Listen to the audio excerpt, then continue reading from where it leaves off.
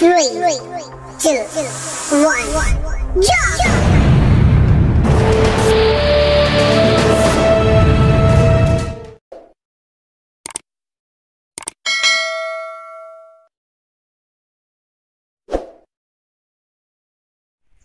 Assalamualaikum warahmatullahi wabarakatuh, saudara pecinta Miladi Alda. Sebelum saya lanjutkan tentang hal mengenai ciri-ciri orang yang akan jadi tumbal pesugihan, maka saya berharap kepada sahabat semua subscriber, tolong share, like, komen, dan jangan lupa di subscribe, serta jangan lupa bunyikan tombol notifikasinya.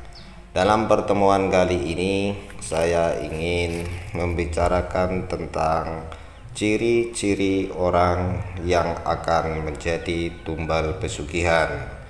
Oleh karena itu, biar tidak gagal paham, maka jangan di skip ya saudara-saudara sekalian. Ada 6 ciri-ciri orang yang terkena atau dijadikan sasaran tumbal pesugihan.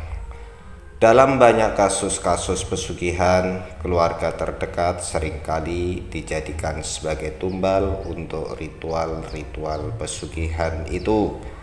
Namun ternyata tak hanya keluarga yang bisa dijadikan tumbal, bahkan orang lain yang tidak ada hubungan darah pun dapat dijadikan tumbal dalam ritual pesugihan. Banyak sarana yang digunakan selain uang yang tergeletak di jalan. Makanan pun bisa dijadikan sarana untuk menjadikan target sebagai tumbal pesugihan. Sebagaimana kita ketahui bahwasanya ternyata ada 6 ciri yang akan dialami seseorang yang akan dijadikan tumbal pesugihan. Berikut penjelasannya. Yang pertama yaitu biasanya dalam anggota tubuh kita terasa kedutan. Ciri pertama orang yang akan menjadi target tumbal pesugihan biasanya sering merasakan kedutan di tubuhnya. Pakar spiritual menyebut target dari pelaku pesugihan biasanya akan merasakan sesuatu yang bergerak, biasanya di bawah permukaan kulit.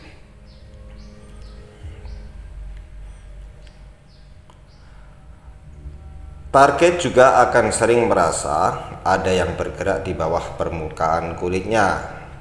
Yang kedua, gelisah dan sulit tidur.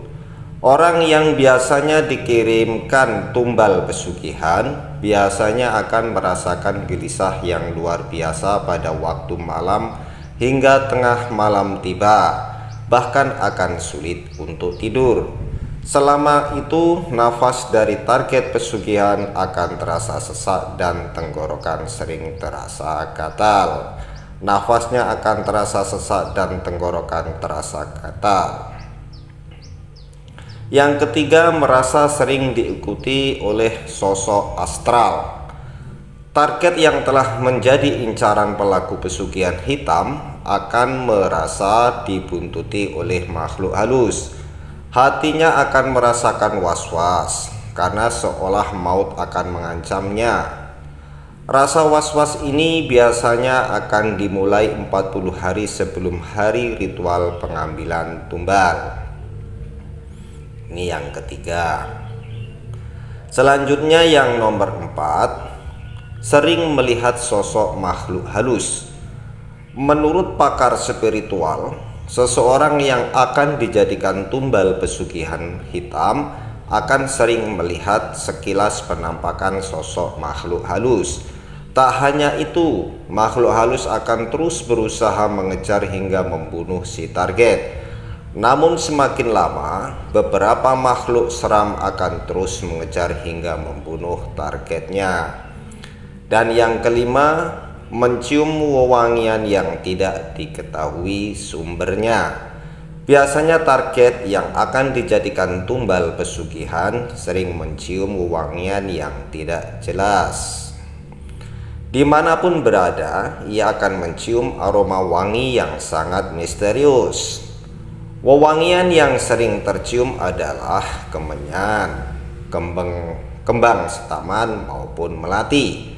Semakin berusaha menghilangkan aroma tersebut, bahkan dengan cara menutup hidungnya, wewangian akan semakin tercium kuat.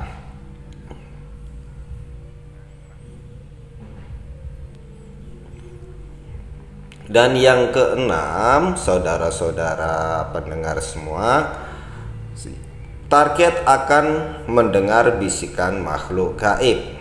Ini yang keenam ya, mendengar bisikan makhluk gaib.